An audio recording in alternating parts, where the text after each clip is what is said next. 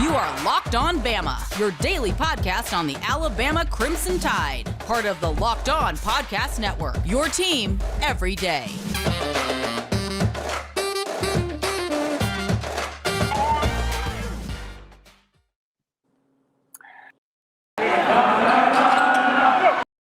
Oh my gosh, I did that wrong. Hey everybody, and welcome back into Locked On Bama. Luke Robinson, that's me. Jimmy Stein, that's him. Jimmy, how are you today? Good. It's signing day, whatever that is anymore. First of all, I realize I have a hat on and a toboggan. More, I fell out in Colorado, and boy, this glare is going to bother the crap out of everybody. I might should move that, but anyway. Yeah, the reason I have a toboggan on and the reason I look like a cartoon rocket or, dare I say, a functional condom. My hair is sort of goofy, and I was just I wanted people to see. I don't know what I wanted people to see. I really just wanted to start out with the condom joke. Proof that you're in Steamboat Springs. That's what that toboggan was. Proof that you're in the other side of the continent. It is colder than Neptune's basement right now. Jimmy, it was negative 12 at 8 o'clock this morning. Negative wind chill? I mean, with the wind chill. No, the whole thing. I'm trying to close these curtains a little bit. Wow. So negative. Oh, negative. God, what is going on with my hair? But anyway, and I know we should have prepared more for this. And I know that my good buddy, Justin, who watches this, who's an Auburn fan by chance, by the way, I should say, he said, look, you guys can do some things to improve the video. And yes, we can. I got to do them when I get back from vacation. I'm trying to fit in this podcast wherever I can right now. I'm doing the best I can do. And on top of that, my basketball team got beat by 18 by Auburn last night. So, I mean, I got a lot of shit going on, people. So, but Jimmy, let's start there. By the time everybody watches this, we will have, beaten this horse to death, you would think. But Auburn does beat Alabama. I thought, first of all, let me say this, huge monster kudos to Nate Oates, because Nate Oates came out and essentially said, I'm not going verbatim here, but he said, look, yeah, we could have gotten some more calls. Yeah, some whistles could have gone our way a little bit more. But in the end, Auburn's better than we are. They're the better team, and they won, and we have to get better. And that's exactly what I want my freaking coach to say. I'm tired of people blaming the officials. I was tired of it when Auburn fans lost their minds about they won despite not getting calls in Tuscaloosa. I'm tired of it when I saw people on Twitter last night complaining. I'm just tired of it. Yeah, okay, I will say I threw in a little joke out there that I knew we were in trouble when Bryce Young fouled out, but we did have 10 more fouls, and they did shoot 40 free throws. That's just part of it. But on the road in the SEC, you're not going to get the calls unless you're Kentucky sometimes. That's it. That's the game. We all know this. We all accept it. That's part of it. So when you're at home, expect to get more calls than when you're on the road. And you have to get through that. And I thought Nate Oates did a wonderful job of handling that. Yeah, I don't, the calls were one-sided, but that going in, the fact they shot 40 more free throws means, they shot the fact they shot 40 free throws, we didn't have a chance to win, but I knew we didn't have a chance to win before the game started. That's true. And it had nothing to do with Nate Oates. It had nothing to do with our players. It had just everything to do with the fact that I give Auburn credit for numerous things, but first and foremost, they find a way to play really well against Alabama every time. They don't choke that away. It's the biggest thing they've got on their board. It's at the top of their grease board, the top of their goal chart. And you would think every now and then a team would just choke those opportunities away. Auburn doesn't. They're very consistent when it comes to playing Alabama in big games and sports. They play their best. And this is a fact based on what their talent level is and how good Bruce Pearl is at his job.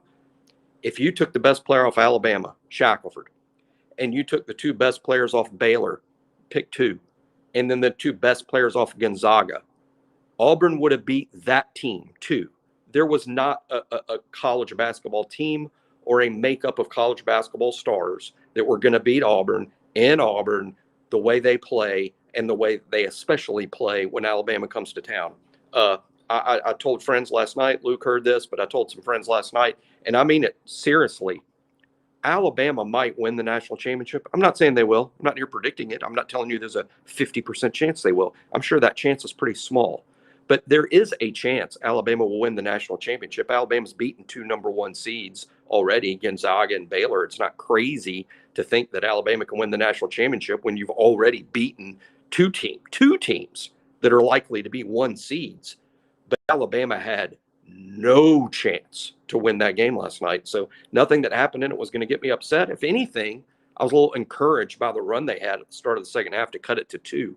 I thought that was real gutsy. We played really well in a tough environment during that stretch. And it's that stretch that hopefully stays part of our DNA, because when you get to late in the season and you play on neutral courts and things get kind of tough on that neutral court, you need to remember how you played in that stretch. But thankfully, the SEC tournament, the NCAA tournament, they're not played on the road in that crazy, great environment Auburn's got. They're played in front of more quiet, neutral crowds. And we just won't have to experience that scene last night again until we visit Kentucky. Yeah, and you're absolutely right about that. In fact, Kentucky won't be that rabid. And I just was on the radio in Montgomery. I go on there every Wednesday at 12:20, and I think part of the crew there expected me to be a little despondent about what happened last night, and I was like, "Look, yeah, you never like to lose to Auburn, don't you? I mean, and the fact that we have not done well against Auburn since John Mechie's 2-point conversion is a problem. Yeah, we beat them in women's basketball. I'm not going to pretend that I'm carrying a banner about that, but at the same time, I saw a lot of positivity. No, J.D. Davison played maybe arguably his worst game of the year. He just did not play well. He got to the rim. He had some open shots. He just missed them. And he took a lot of heat on Twitter for it too, by the way, which I thought was a little bit undue. I'm going to still maintain that J.D. Davison's a really good player, and he's just not Jabari Smith. I'm sorry. Sometimes all 5 stars are not created equal. Tyler Love was a 5-star, and Julio Jones was a 5-star. They're not the same. But going back to Charles Bediako, I thought at the beginning of the game, he looked his same old timid Bediako self. To start off in the second half, I thought he was challenging some of the guys offensively and defensively. He had 4 big blocks in the second half. I was really proud of the way Charles played. I was glad to see Javon Quinterly start out house ablaze in the second half. Shackelford still doing his thing. I mean, look, Shackelford, I doubt will be in Tuscaloosa next year just because he's already toyed with the transfer portal and toyed with the idea of going pro as well. But man, Shackelford could come back next year, and I haven't done the math. I haven't looked at the numbers, but he's got to be close to being one of the all-time leading scorers in Alabama history at this point. And so if he were to come back, he could end up being an Alabama legend. That would be marvelous if he were to do it. And I think he's got a lot of room for improvement. So hopefully he will at least consider it. We're only midway through this season, so let's not talk about that too much. But there were some positives from this game. And look, Alabama cut it to 2 and had a chance, and they blew it. I mean, I say they blew it. Auburn took it. I don't want to make it sound like, oh, we gave them that game. Auburn's better than we are. I mean, that doesn't mean we cannot beat them. You made the comment on our text chain, hey, I wouldn't mind playing them in Tampa. I wouldn't either. I'd be fine with it. I think that we are going to be better come tournament time, given this schedule that we have played, which is murderous. It's scary. It's the toughest schedule I've ever seen a basketball team have, to be quite honest with you. I'm not being hyperbolic here. No other team has had to play what we've had to play in conference and out of conference. And it just so happens this year, the best team in the conference might have the easiest schedule in the conference. They get all the toughest teams at home. And they don't have to travel to Kentucky. They don't have to travel to some of these other places. They might have to go to Arkansas. I think Auburn does have to go to Arkansas, but even that's not that big of a deal right now. So, but that's just their turn. Next year, maybe Alabama won't get Kentucky twice. That'd be great. But, this year, Auburn was just the beneficiary of that, and they have a pretty damn good team. So it's a perfect storm for them. Jimmy, need to go ahead and take a break here and tell everybody about what I need to tell you about. Oh, I need to tell you about Built Bar. Built Bar. These are delicious. They're nutritious. They're scrumptious. I wish I had one. I've eaten them all, the ones that I brought to Colorado with me. I'd show you. They're delicious. They're about this big. And they come in a nice little wrapper. It's the presentation is marvelous. But what's inside is what's important. It's like when a relationship. You have a relationship with your Built Bar. It's what's inside that makes the difference. You will love these things. They're covered in chocolate or covered in something like a key limey type icing. Whatever it is, you'll love them. Go to built.com, BUILT.com. BUILT.com is where you go to get these delicious, nutritious Built Bars. You'll love them. I'm telling you, you can't beat them with a stick. Go check out built.com. Use promo code LOCKEDON for 15% off that order. Excuse me, promo code LOCKED15. Promo code LOCKED15 for 15% off that order. If you think about it, it makes sense. The 15's in there twice. So, you think about it. LOCKED15 for 15% off that order. They're good for a keto or a keto diet. Can't beat them with a stick. Delicious, nutritious Built Bars. Jimmy, on our next break, I'm going to tell you about betonline.net. It's betonline.net now. And I've got a whole new live read. I had the whole thing just about memorized. I had my own little twist on it. And now I've got to give you this new live read about it. But it's cool stuff. Betonline.net is the way to go. And I'll talk about them in the next break. So was there anything else you wanted to say basketball-wise? I'll say this. Alabama, they play at Kentucky at home on Saturday. We're going to need a good crowd. I wish I could be there. I'm going to be flying in from Steamboat. I don't get into like 11 o'clock. So I can watch the damn game. I'm in Tuscaloosa as we speak, and I will be here through Kentucky. Very much looking forward to it. Very much. So we need that win. Let's get that win, Jimmy. But let's also remember this. If we don't win this game, let's remember this. We said at the beginning of this 3-game stretch, Baylor, Auburn, Kentucky, if we win one of those, it's a victory. Okay, we happen to win the first one, so I know everybody's going to get greedy. Like, well, let's just win the other ones, and that's fine. But let's look at this thing from a macro sense. When this Kentucky game's over, if we lose, I'm not saying we're going to, but if we do lose, it's not the end of the world. Now, what will make it the end of the world is when we have to travel to Ole Miss the next week, and then Arkansas at home the next Saturday. Need to win those, and Ole Miss just went on the road and beat LSU. They had a 20-point lead. They ended up winning by 7 or 9 or something like that. But Ole Miss is playing better. So, no rest for the weary. Even our so-called soup can games are tough. Yeah, we don't. I think those soup can. We just kind of skipped over soup can games this year. We don't have them. I mean, we had the number one strength of schedule before the Baylor at Auburn, Kentucky stretch. We were number one in many strength of schedule analytics before this 3-game stretch. Now we're so far number one, nobody can see us.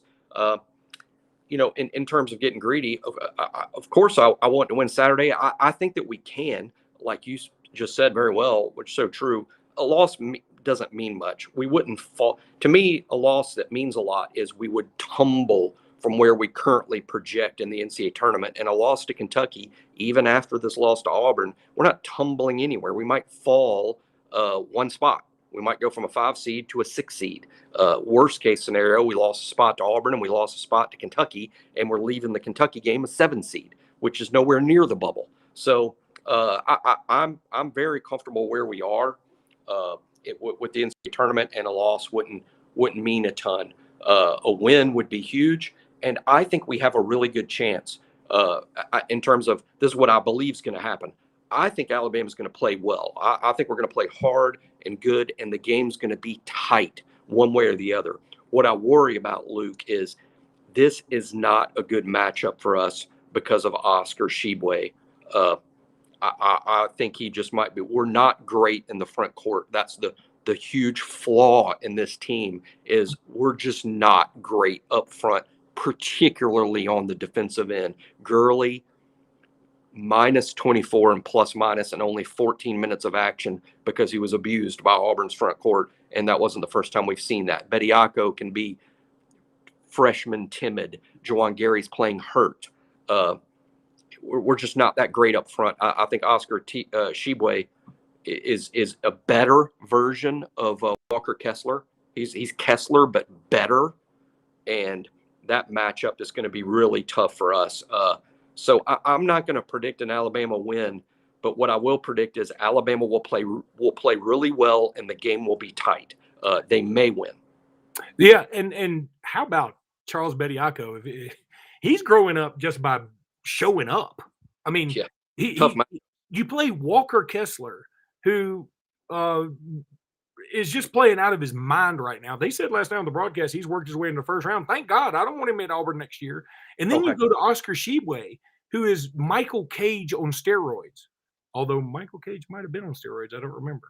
I don't remember all this, who all was on steroids or not. It doesn't matter. Michael Cage probably wasn't on steroids. He was just a badass. But Shibwe is a superstar. And so you play those two guys back to back. Dude, I mean, see, this is why I really want Charles Bediako to come back next year.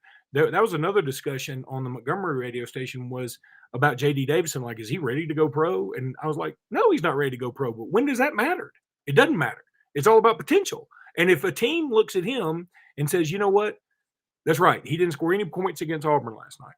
And he doesn't average even 10 points a game. And but you know what? There's this one highlight where he dunked over a 7-1 center at Auburn that is leading the country in block shots, and he dunked right on his head. And so, so we feel like he's got potential. So what we're going to do is we're going to draft him, put him in the G League, and mold him in our image. And that's what they've kind of done with Josh Primo. And so that's why JD may still go pro. Because if you look at it the other way, in a perfect world, guys like Herb Jones would go in the top 5 because he's playing like a top 5 pick. He's playing incredibly well. But he went to the second round because everybody's like, well, we kind of already know what Herb Jones can do. Well, what you don't understand is that everybody thinks that all these other younger guys, their ceiling has to be higher than Herb Jones. No, it doesn't. Herb Jones is a workaholic.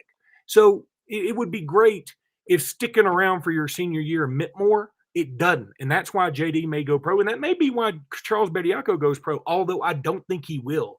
And if Charles Bediako were to come back next year, why can't he have a Walker Kessler-like transformation who sucked at North Carolina? And this year, he's a candidate for SEC Player of the Year. So why can't Bediako do that? You know? Yeah. One thing about J.D. Davison in the draft, I think it's easy for fans to get lost, for fans to lose sight of this. But this is just a fact, Luke. If we went to last year's team and said, okay, this was one of the best Alabama teams in history. They won the league. They won the SEC tournament. They were a 2 seed. They made it the Sweet 16 only to lose to a Final Four team in overtime. That was historical standards, perhaps Alabama's best year of all time. It is certainly an argument to make. And who was the best player on last year's team? Well, Herb. Herb was the best player on last year's team.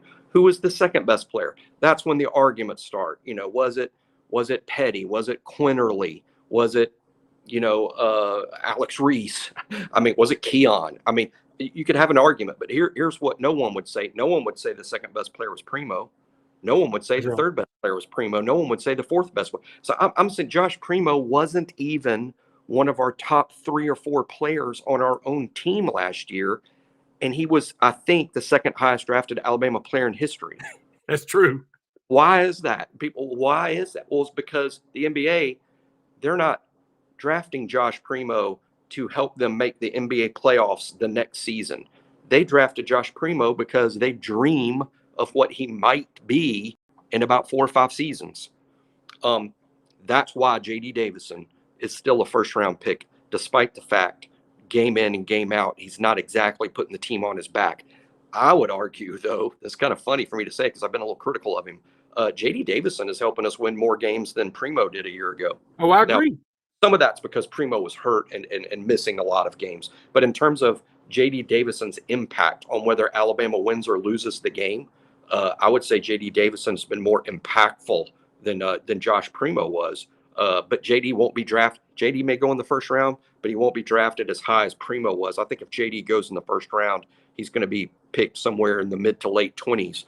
And a team that picks in the mid to late 20s, by the way, doesn't need immediate help.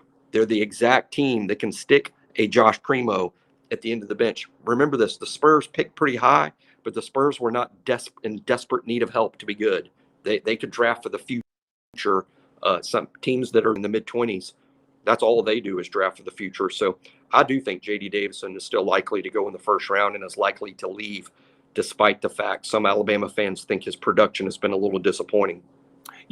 First of all, it reminds me a little bit of, I know you watch Family Guy. I don't watch it every week, but I still watch, when Stewie's always in his time machine and he goes to see older Stewie.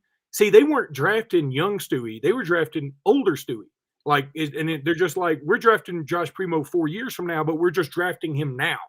And we get to, again, train him the way we want to train him. We get to put the nutrition in him we want to put the nutrition in. We get to get him with a life coach that we want him to have a life coach. All those things. So that's where the positivity is. Jimmy, I'm about to have fun with a brand new live read, and I want everybody to play along with me. Sweet. There might be less football being played, but betonline.net has way more stuff to bet on this playoff season. From scores, totals, player performance props, to where the next fired coach is going to land, BetOnline is the number one spot for all things NFL betting in 2022. And it's not just football.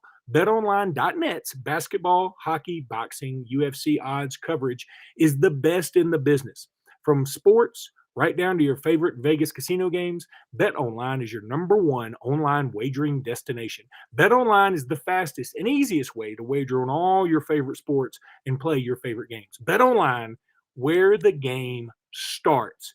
We really appreciate BetOnline because they have signed a deal with Locked On now that makes them the exclusive sports book of the Locked On Podcast Network. So really appreciate the guys at betonline.net or just BetOnline. It's betonline.net or BetOnline. Jimmy, you were creeping me out with your gigantic fingers trying to type something there as they get into the camera. Don't do that again. It looked like a very white spider coming at me. It's signing day. I was trying to get Scoop there. Did Danny Lewis commit? We're doing this in the middle of Danny Lewis potentially committing. What's his deal? He committed during the live read.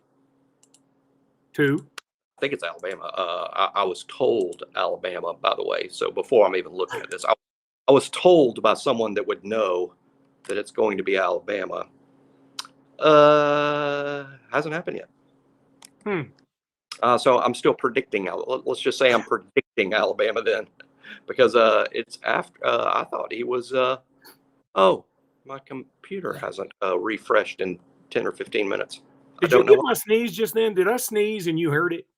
I heard something, but I wasn't looking. I was looking at the computer screen to see if about the Danny Lewis, and let's see if here's another place I can look. I have not. Still efforting. Of course, the irony is by the time people see this, they'll already be like, why are they taking so long to look? We already know what happened.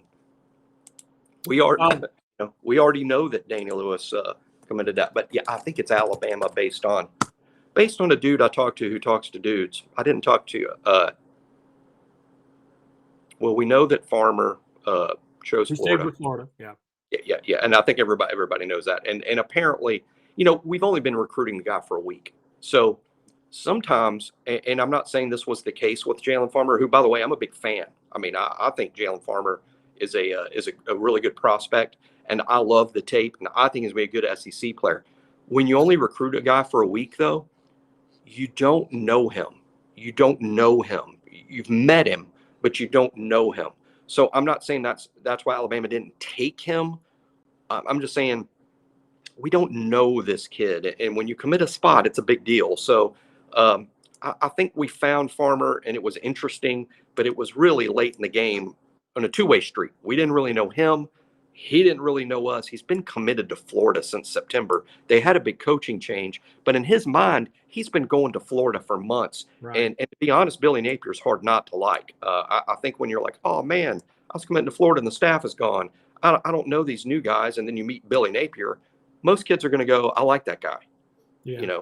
So I'm not surprised at all that Farmer stuck with Florida. I wouldn't also be surprised to later learn Alabama's position was like, we didn't really know that kid enough to get married. See, when you take him, you're getting married, right? Yeah. I think Alabama's like, he looks good. And then you go on the weekend date, and the date's like, hey, that was pretty nice. You ready to marry him? Can we have more time? And the answer is just no. You don't have more time.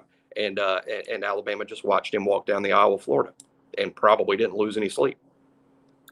All right. It says he's going to go live on Instagram at 1. It's just after 1. I don't understand why we don't know for a fact he is going to Alabama. I've been scouring BOL as we've been doing this. I'm like you. It seems like he's going to Alabama. I will say this too. His Texas Instagram was down. His Instagram was down. His Instagram was down. It's now back up. So he should be committing shortly. All right. Well, you keep it on there and keep us updated. By the way, I'm well aware I look like I'm dressed like the guy from Sprockets. You don't have to tell me this in the comments or anything. Secondly, A&M has secured the #1 class of all time. They got Shamar Stewart today. And there is a rumor that Liberius, I think that's how you say it, Liberius Overton, who has been, rumored to be, he's from Alabama originally, Alabama fan, all this stuff. He may be reclassifying and committed to A&M. There's a rumor. I don't know if that's going to happen. Harold Perkins is apparently going to go to LSU now. Jacoby Matthews is going to A&M, it looks like. And Trevante Citizen, a running back out of Louisiana who was looking at LSU, Auburn, a couple other places. He kind of surprised everybody and goes to Miami. That was interesting. So, Alabama has a pretty ho-hum signing day, which you and I lament all the time. But I'm going to try and stall until Daniel Lewis actually commits with your giant fingers coming right at me. Yeah, I didn't put my camera in a great spot today, but again, I'm optimistic on Daniel Lewis, and I'll be honest. I'll say this before we know, just so people know. I mean, my attitude doesn't change whether we get a kid or not. I make up my mind about how good I think a kid is, and I go with that until I'm proven wrong, and which I'm often proven wrong. But I want Danny Lewis because I believe Alabama does. My information is that Alabama would definitely like to have Danny Lewis, and they worked hard to get him. They have been knowing him and recruiting him longer than they knew Jalen Farmer, and they're sold on this kid on and off the field, and they would like to have him. So for that reason, I hope he picks Alabama. Personally, I'm not convinced he's going to be a difference maker. Put it that way. I'm not convinced he'll be a difference maker down the road. He definitely looks like a contributor. Let me interrupt you, Jimmy, and we'll end on this note. He has officially committed to Alabama, and I'm pulling it up on Twitter. Aaron Suttles is reporting it. Brody Miller says on Twitter, fast-rising Louisiana tight end Danny Lewis chooses Alabama over LSU, another tough in-state loss for the Tigers at a position of need. The former Cincinnati commit gained multiple SEC offers in the final few weeks. The Tide beat LSU out for his signature. Clint Lamb also reporting, this is interesting, LSU wide receiver Keyshawn Butte commenting elephant emojis on Danny Lewis's Instagram Live. Okay, I don't want to read too much into this because I'm almost 50 and that would be creepy. But that's kind of interesting. It's super interesting because it's like this. Keyshawn Butte keeps pouring gasoline on the fire. He does, man. He does. He creates, when people say about rumors, where there's smoke, there's fire. Butte keeps creating the smoke. And I'll tell you what, I mean, let's be honest about what you think's going on. Let's stop being fans and think for one second about what's going on in the football building at Alabama and at LSU. LSU desperately wants to keep him. Alabama would probably like to have him. Alabama doesn't want to even be accused of tampering. But Butte himself, he's tampering. He's tampering with himself. Portal. He's tampering himself. And I think Alabama, who would probably, let's assume this kid is a really good player. Of course, Alabama would like to have him. There's 130 college football programs that would like to have this kid, not just Alabama, but I'm sure Alabama would like Keyshawn. Just wait till the spring is over.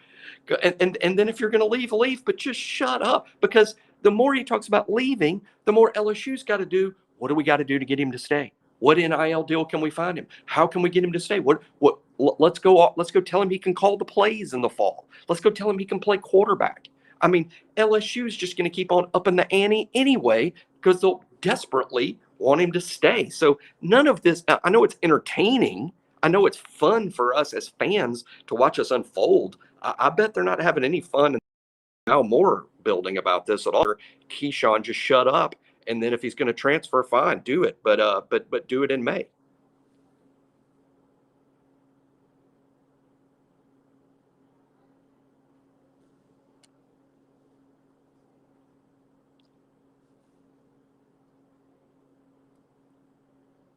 seem to have lost Luke. And now I lost me.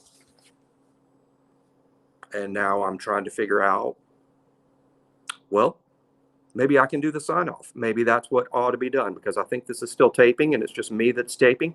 So if it's just me that's taping and we lost Luke, Luke may have passed out and fainted because he is such a big Danny Lewis fan. Danny Lewis committed to Alabama while we were on the air. We then lost Luke, who's probably fainted and is just the biggest Danny Lewis fan in the whole world. So we'll be back today. We will record again tomorrow at some point and cap signing day and get everybody ready for Kentucky. So for Luke Robinson, I'm Jimmy Stein. Thanks for listening to Locked On Bama.